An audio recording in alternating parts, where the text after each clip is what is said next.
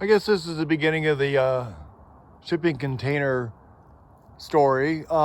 Seems like my next door neighbor, who has these trees that are right next to his house, and planted a tree that's even closer to my house, and it's hanging over the fence line, and the trees beyond, closer to the street. You know, Roman candles waiting to happen. I guess he has a problem with the steel shipping container here. And he's a liberal. He's a LefTARD. He's unwilling to talk to me, so he doesn't know that I'm going to be dragging this thing down here and putting it right there, where the survey ribbon is about where the top of the container is. I think it's going to be pretty well hidden there.